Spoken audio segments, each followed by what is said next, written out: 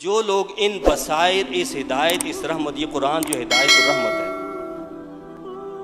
اس کو کیا کر رہے ہیں؟ جلا رہے ہیں۔ اور اس کا قصور کیا بتاتے ہیں؟ اس کتاب کا قصور کیا ہے کہ نعوذ باللہ یہ دہشت گرد ہے۔ آپ غور تو کریں، یعنی اس کا مطلب کیا ہے کہ ہم مسلمان کہاں کھڑے ہیں؟ یہ قرآن ہمیں یہ سکھاتا ہے کہ تم نے دنیا کی غلامی اختیار نہیں کرنی ہے، دنیا کے سامنے نہیں جھکنا ہے، اللہ کے سامنے جھکنا ہے۔ اصل بات یہ ہے، وہ اس سے ڈرتے ہیں، وہ کہتے ہیں یہ قرآن دہشت گرد ہے کیونکہ یہ دوسرے کے سامنے سر جھکانے سے منع کرتا ہے۔ یہ کہتا ہے سر جھکانا ہے تو رب کے سامنے جھکانا ہے، خالق و مالک کے سامنے جھکانا ہے، ڈرنا ہے تو اس سے ڈرنا ہے، کسی اور سے نہیں ڈرنا۔ اور کہتے ہو کہ جی آ جائے وہ رب اس کی حفاظت کر لے، تو اس نے تو اس کی حفاظت کی ہوئی ہے۔ سارے قرآن تم جمع کر لو، ساری دنیا سے جمع کر لو، سارے جو پبلش کرنے والے ہیں ان کے پبلش کے جو مقامات ہیں وہ سارے خالی کر دو، جلا دو، تو کیا قرآن ختم ہو جائے گا؟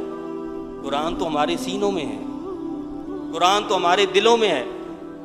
اس کو ہمارے سینوں اور دلوں سے کب اور کیسے نکالو گے؟ اس کو سینوں سے نہیں نکالا جا سکتا، اس میں کوئی شک نہیں ہے۔ یہ اللہ کی کتاب ہے، اس کی حفاظت اس نے کی ہے، کر رہا ہے اور قیامت تک کرے گا، اس کا وعدہ ہے۔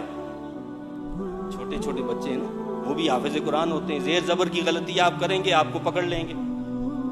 ایسے اللہ نے بنائے ہیں، اس کی حفاظت کا انتظام کیا ہے۔ لیکن میری اور آپ کی بھی تو کوئی ذمہ داری ہے نا، بحیثیت مسلم۔ ہم مسلمان ہیں، ہماری مقدس کتاب کو بار بار جھوڑا جا رہا ہے، اس کی بے حرمتی کی جا رہی ہے، اور ہم خاموش تماشائی بنے بیٹھے، ہمیں پرواہ ہی نہیں ہے۔ کوئی ہماری ماں، بہن، بھائی، باپ، دادا کو گالی دے دے تو ہم برداشت نہیں کرتے، اور جو جان ایمان ہے یہ قرآن اور صاحب قرآن، ان کو کوئی کچھ بھی کہہ دے تو ہمیں مسئلہ ہی نہیں ہوتا۔ ہم کہتے ہیں جی صبر سے، تحمل سے، برداشت سے کام لیں، جی بس ہمیں برداشت سے کام لینا چاہیے۔ وہ این جی اوز، وہ انسانیت کے دعوے دار جو ذرا سا کوئی ان کے مفاد کا بندہ اس پر کچھ زد پڑ جائے تو شور مچا دیتے ہیں یہ حقوق انسانی کے خلاف ہے، وہ کہاں ہیں آج این جی اوز؟ کیا ہولوکاسٹ کے لیے قانون بن سکتا ہے تو قرآن کے لیے نہیں بن سکتا؟ امت مسلمہ کے جو شاعر ہیں ان کے لیے قانون نہیں بن سکتا؟ تو چونکہ اللہ نے فرمایا نا، کیا فرمایا کہ بعضهم اولیاء بعض، وہ ظالم لوگ ایک دوسرے کے دوست ہیں، تمہارے دوست نہیں ہیں، اور تم انہیں کے پیچھے گھوم رہے ہو اور سمجھتے ہو کہ جی بس وہ تمہیں پار لگا دیں گے، وہ تمہیں ڈبو دیں گے سمندر کے اندر، کشتیوں میں لے جا کر، جہازوں میں لے جا کر تباہ ہو جاؤ۔ اس لیے ابھی بھی وقت ہے، قرآن کو اختیار کر لو، قرآن کا دامن تھام لو، اس کو مضبوطی سے پکڑ لو۔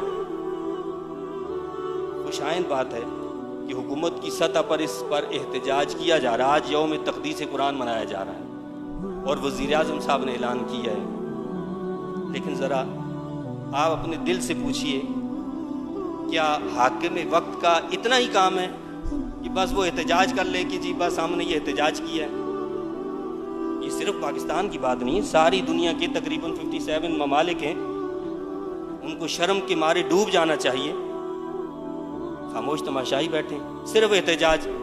آپ عملاً کیا کر رہے ہیں؟ پریکٹیکلی آپ نے کیا کیا؟ آپ کی مقدس کتاب کو جلایا گیا حکومت کی سرپرستی میں، حکومت کی سرپرستی میں سب کچھ ہوا۔ جی آزادی اظہار رائے ہے، اور ہم نے اس کا کوئی عملی اقدام نہیں کیا۔ پچھلی حکومت تھی، ایسا ہی معاملہ پیش آیا اور یہ کہا گیا کہ بھائی فرانس کے سفیر کو نکال دو، کہ نہیں جی نہیں، جو ہماری حکومت چلی جائے گی، ڈر۔ حکومت تو پھر بھی گئی، بچ گئی حکومت تو پھر بھی گئی۔ اللہ کو ناراض کیا، اللہ کے دشمنوں کو راضی رکھا، پھر بھی تمہیں لات پڑی۔ اور پیچھے آنے والے، اقتدار پر بیٹھنے والے کیا بھول رہے ہیں اس بات کو؟ وہ یہ سمجھتے ہیں کہ وہ راضی ہو جائیں گے تو وہ بچے رہیں گے، ان کو بھی اسی طرح لات پڑے گی۔ جب تک شاعر اسلامی کی حفاظت نہ کی جائے گی، جب تک دینی جذبہ بیدار نہیں ہوگا، اس وقت تک دنیا میں ذلیل و رسوا ہی رہیں گے۔ جب یہ قرآن کو تھام لیں گے نا، جو کہا کہ کیوں قرآن کو جلا رہے ہیں کہ جی یہ دہشت گرد کتاب ہے، اور میں نے آپ کو بتایا کہ اس کا مقصد کیا ہے کہ یہ لوگوں کے سامنے جھکنے سے منع کرتی ہے، اور جس دن مسلمان نے اس کتاب کو پڑھ لیا بس وہ کبھی کسی کے سامنے جھکے گا نہیں، وہ اللہ کے سامنے جھکے گا صرف، اس لیے وہ جلاتے ہیں۔ ہمیں یہ وقت جو ہے بے شک جو دنیا کے اندر اس وقت رائج طریقہ ہے اس کے مطابق احتجاج کرنا بھی ضروری ہے، احتجاج بھی کیا جائے ہر سطح پر، سوشل میڈیا کے ذریعے سے، دیگر جو بھی احتجاج کے طریقے ہیں وہ ان کو اختیار کیا جائے اور باور کروایا جائے کہ یہ غلط کام ہوا ہے۔ لیکن اس کے ساتھ ساتھ اس کا اصل جواب کیا ہے؟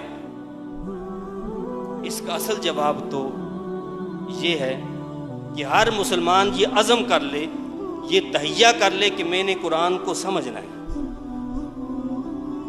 میں نے قرآن کو سمجھنا ہے۔ یہ دنیا اتنا آپے سے باہر کیوں ہو رہی ہے؟ صرف اس کتاب کی وجہ سے، تو میں نے قرآن کو سمجھنا ہے۔ بھائی اگر ہر فرد گھر کا نہیں کر سکتا، اتنا تو ممکن ہے گھر کا کم از کم ایک فرد قرآن کو ضرور سمجھے گا، ہم اس کو قرآن کو سمجھنے کے لیے وقف کر دیں گے، لیکن ہمیں اس کی پرواہ نہیں ہوتی ہے جی، ایک طرف سے بات کو سنیں گے دوسری طرف سے نکال دیں گے، اپنے بچوں کو بڑی بڑی ڈگریاں حاصل کرنے کے لیے لگا دیں گے، دین کی طرف نہیں لگائیں گے۔ ہاں دین کی طرف کون سا آئے گا؟ ذہین بچہ ہے، اچھا پڑھنے والا ہے، اس کو ہم نے دنیا میں لگا کر رکھنا ہے، اور جس کو اسکول جو ہے لات مار دے گا اس کو ہم کہیں گے اس کو جی مدرسے میں ہم داخل کریں گے، یعنی جو کچھ نہیں کر سکتا اس کو جی یہ قرآن پڑھائیں گے، اس کو قرآن پڑھائیں گے جی، حفظ کرے گا، ناظرہ پڑھے گا، دین سیکھے گا۔ حالانکہ وہ جو کیا ہوتا ہے، یعنی جس کو آپ ایک طرح سے یوں سمجھیں کہ فالتو ہوتا ہے، کہ جس کو کچرے میں پھینک دو، جب وہ قرآن کو پڑھ لیتا ہے تو وہ قیمتی چیز بن جاتا ہے، اور وہ جن پر ہم نے کروڑوں روپیہ خرچ کیا ہوتا ہے وہ ناکارہ اور کچرے میں پڑے ہوئے ہوتے ہیں، ڈگریاں لیے پھر رہے ہوتے ہیں ادھر ادھر اور فلاں اور فلاں۔ وہ جو قرآن کے ساتھ وابستہ ہو جاتا ہے وہ ایک نگینہ بن جاتا ہے، اس کی خوشبو ہر طرف پھیلنے لگتی ہے، اس کی طاقت اور استطاعت کے مطابق، زیادہ نہیں تو کم از کم گھر میں تو پھیلتی ہے، جن لوگوں میں اٹھتا بیٹھتا ان میں تو اس کی خوشبو پھیلتی ہے نا۔ اس لیے اس کا اصل جواب یہی ہے کہ آپ یہ عزم کریں کہ انشاءاللہ تعالی ہم نے اپنے گھر کے کم از کم ایک فرد کو دین پر لگانا ہے، قرآن کو سکھانا ہے، قرآن کو سمجھنا ہے، اس لیے کہ یہی قرآن ہمارے اندھیروں کو دور کر سکتا ہے۔